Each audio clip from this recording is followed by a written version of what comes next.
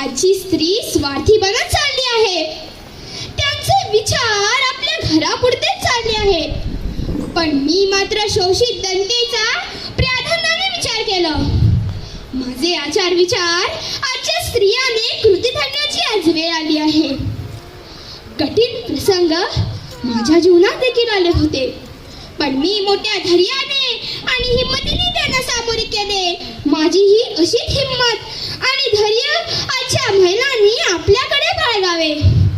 अन्यायाच्या काळोखात पडलेल्या या जनतेला मी जसा प्रकाशाचा मार्ग दाखवला, तोच मार्ग या युवा पिढीला आजच्या महिलांनी दाखवावा.